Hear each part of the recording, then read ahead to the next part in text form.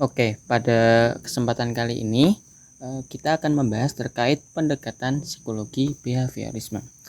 Kenapa membahas terkait pendekatan ini? Karena menurut saya pendekatan psikologi behaviorisme adalah pendekatan yang paling mudah untuk kita pahami dan juga mudah untuk kita terapkan.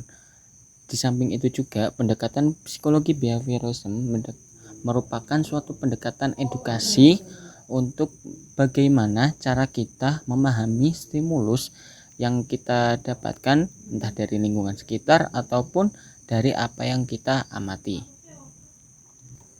Pendekatan psikologi behaviorisme atau juga dikenal sebagai psikologi behavioral adalah aliran dalam psikologi yang menekankan pada perilaku yang dapat diamati dan diukur. Pendekatan ini berfokus pada hubungan antara stimulus atau rangsangan dan respon atau reaksi terhadap stimulus dalam menjelaskan bagaimana suatu individu dapat belajar dan berperilaku sesuai apa stimulus yang dirasakan. Oke, yang selanjutnya jika kita membahas terkait teori behavioristik atau lebih dikenal dengan psikologi behavioral, itu ada beberapa tokoh yang menjadi panutannya. Salah satunya B.F. Skinner yang lahir pada 1904 sampai 1990. Pemikiran utama dari B.F. Skinner yaitu mengembangkan teori pengondisian operan atau bisa disebut operan conditioning. Nah, dalam teori ini Skinner berfokus pada bagaimana konsekuensi dari suatu perilaku mempengaruhi kemungkinan perilaku tersebut yang akan diulang di masa depan. Ia membedakan antara respon refleksif atau dipelajari melalui pengkondisian klasik dan respon operan. Nah, respon operan adalah perilaku sukarela yang dipengaruhi oleh konsekuensinya. Jadi, Skinner memperkenalkan konsep penguatan atau reinforcement yang meningkatkan kemungkinan perilaku diulang dan hukuman punishment yang menurunkan kemungkinan perilaku untuk diulang. Jadi, dalam teori Skinner ini beliau mengembangkan suatu penelitian yang diciptakannya yaitu Skinner Box.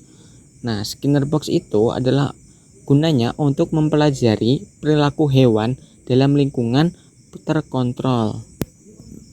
Dalam penelitiannya yaitu yang disebut sebagai Skinner Box, itu adalah Skinner di sini tuh menggunakan tikus sebagai alat percobaannya.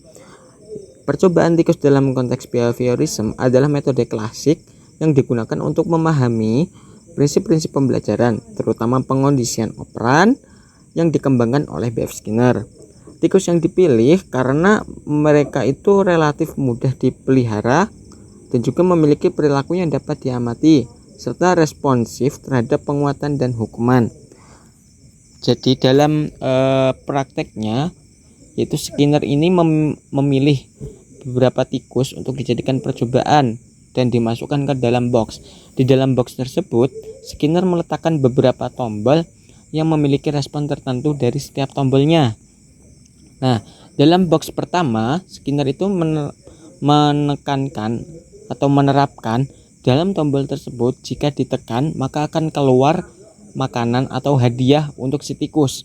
Jadi dalam tikus pertama, tikus dimasukkan dan jika tombol itu dipegang oleh tikus maka akan keluar hadiah. Lalu dalam Skinner box yang satunya, Skinner menerapkan tombol yang akan dipegang akan mengeluarkan sengatan listrik. Dan juga tombol yang ketiga, Skinner juga menerapkan hal demikian. Dalam penelitian ini, Skinner mencoba meneliti bagaimana perilaku tikus apabila memiliki respon atau stimulus yang dia ketahui.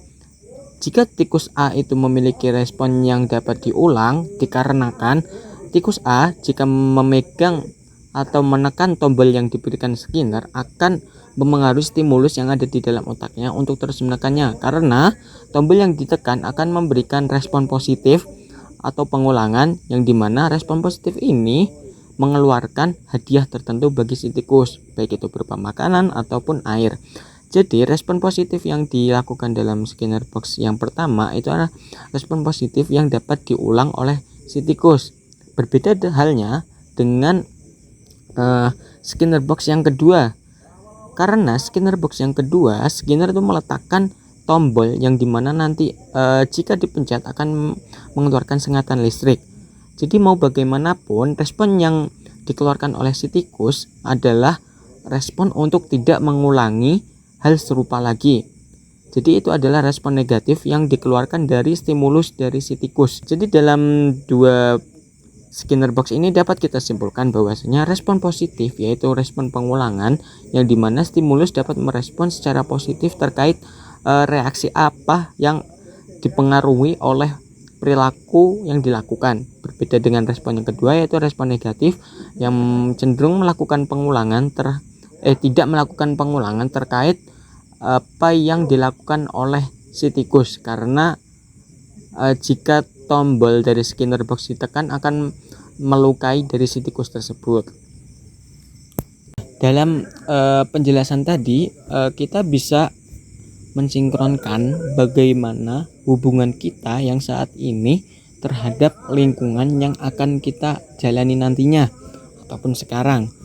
Karena jika kita menyimpulkan dari apa yang sudah kita paparkan tadi, yaitu terkait Skinner box, itu dapat kita terapkan di kehidupan saat ini. Contohnya, lingkungan yang positif dapat mempengaruhi perilaku positif terhadap diri kita sendiri.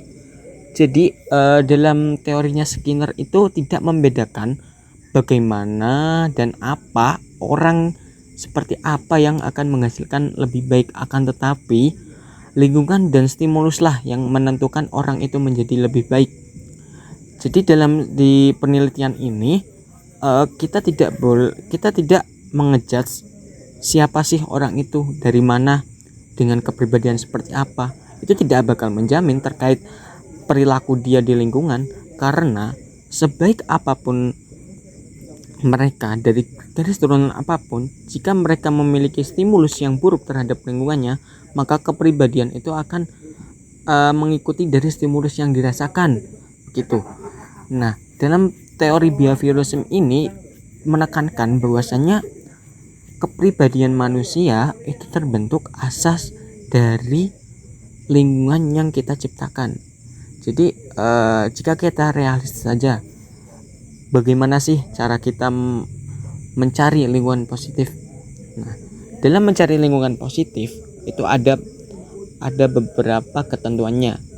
Antara kita ingin terus mencari sesuai dengan apa yang kita inginkan atau kita membentuknya. Dan di sini saya tidak mengharuskan dari kalian untuk mencari bagaimana lingkungan positif yang bisa kita rasakan, akan tetapi ayo kita bentuk suatu lingkungan positif yang dapat merubah diri kita ataupun orang lain untuk berperilaku positif sesuai yang kita inginkan.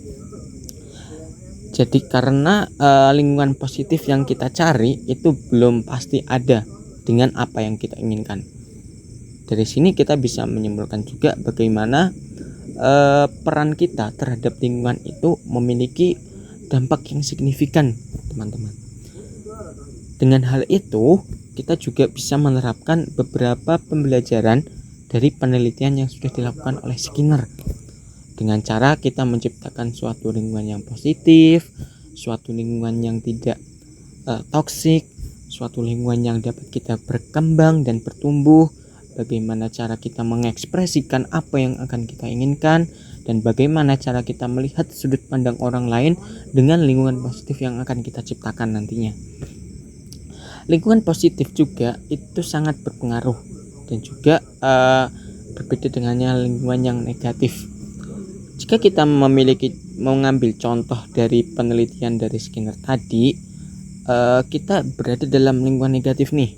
Contohnya, kita berada di lingkungan yang toksik dan lingkungan yang bertolak belakang dengan unsur-unsur dari yang kita tidak inginkan. Maka dengan bertahap, tanpa kita sadari, kita juga akan melakukan hal-hal negatif yang dilakukan dari lingkungan tersebut. Karena apa? Karena itu menjadi kebiasaan yang kita lihat, dan kebiasaan itu menjadi keumuman yang akan kita rasakan. Berbeda dengan hanya lingkungan positif yang kita buat, kita akan cenderung melihat dan menstimulus apa yang kita lihat sebagaimana hal positif. Dan jika kita melakukan suatu tindakan negatif sedikit pun, kita akan merasakan bahwa tindakan itu akan salah gitu. Nah, berbeda dengan hal yang negatif nih, kita akan melihat suatu perbuatan kita yang di mata orang negatif, kita akan menilai bahwa itu tuh sudah biasa saja. Nah, oke, untuk penjelasan dalam psikologi behaviorism, aku ingin mengulangi lagi bahwasanya lingkungan akan mempengaruhi secara signifikan terkait kepribadian kita terhadap orang lain ataupun diri kita sendiri.